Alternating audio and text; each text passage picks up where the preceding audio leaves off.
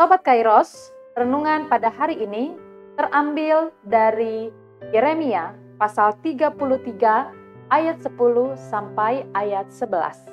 Demikianlah firman Tuhan. Beginilah firman Tuhan, di tempat ini yang kamu katakan telah menjadi reruntuhan tanpa manusia dan tanpa hewan, di kota-kota Yehuda dan di jalan-jalan Yerusalem yang sunyi sepi itu tanpa manusia, tanpa penduduk dan tanpa hewan. Akan terdengar lagi suara kegirangan dan suara sukacita, suara pengantin laki-laki dan suara pengantin perempuan, suara orang-orang yang mengatakan, "Bersyukurlah kepada Tuhan semesta alam, sebab Tuhan itu baik, bahwasanya untuk selama-lamanya kasih setianya," sambil mempersembahkan korban syukur di rumah Tuhan. Sebab aku akan memulihkan keadaan negeri ini seperti dahulu, firman Tuhan. Sobat Kairos, bayangkan sebuah rumah yang lama ditinggalkan. Jendelanya sudah pecah, halaman dipenuhi rumput liar, dan suasananya sepi dan bahkan tidak ada tanda-tanda kehidupan. Tapi ketika pemiliknya kembali dan mulai membenahi, mulai membersihkan halaman, mengecat dinding, mengganti pintu, merapikan halaman, maka dengan perlahan rumah itu akan kembali nampak indah. Suara anak-anak bermain terdengar lagi, aroma masakan memenuhi seisi rumah, dan rumah yang dulu sunyi ini menjadi tempat sukacita. Kita bisa membayangkan dua keadaan yang berubah ini.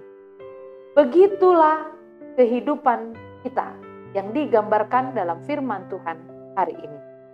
Ada mungkin masa-masa di mana hati kita seperti rumah yang kosong, rumah yang penuh duka, rumah yang tidak ada penghuninya, kehilangan semangat, bahkan sepi dari doa. Namun Tuhan berjanji bahwa Ia sanggup memulihkan. Dari kesunyian Ia bisa menghadirkan sukacita baru. Dari kehancuran Ia bisa menumbuhkan pengharapan. Sobat Kairos, firman Tuhan hari ini berikan pengajaran kepada kita. Dalam segala keadaan, jangan berhenti berharap. Situasi yang sepi dan situasi yang sulit kita lalui saat ini dan situasi yang penuh dengan pergumulan akan isi dengan nyanyian syukur dan sukacita. Firman Tuhan hari ini juga mengatakan kepada kita, kalaupun kita menghadapi banyak pergumulan dan kesulitan, tapi kasih setia Tuhan tidak akan pernah habis. Bahkan ketika kita merasa seperti tandus, Tuhan sedang menyiapkan pemulihan untuk kita. Firman Tuhan hari ini mengajarkan kepada kita bahwa sukacita yang sesungguhnya lahir dari ucapan syukur. Saat kita mengucap syukur, maka kita sedang membuka pintu pemulihan dalam kehidupan.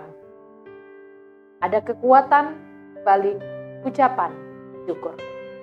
Tuhan hari ini mengingatkan agar kita senantiasa mengucap syukur. Pemulihan Tuhan datang atas inisiatif Tuhan, bukan karena kebaikan kita. Ayat 11 berkata, sebab untuk selama-lamanya kasih setianya. Kasih setia Tuhan tidak pernah habis, meski kita jatuh, meski kita gagal, atau merasa ditinggalkan.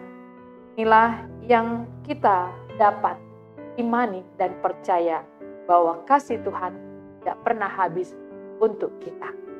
Sobat Kairos, marilah kita mengimani apapun yang kita lalui pada saat ini. Baik keadaan itu seperti kelam dan sulit, tapi sebagaimana Tuhan memulihkan keadaan bangsa Israel, maka Tuhan pun sanggup memulihkan kehidupan kita. Kiranya kita tetap berharap kepada Tuhan, percaya akan kasih setianya. Selamat beraktivitas Sobat Kairos, Tuhan Yesus memberkati. Amin.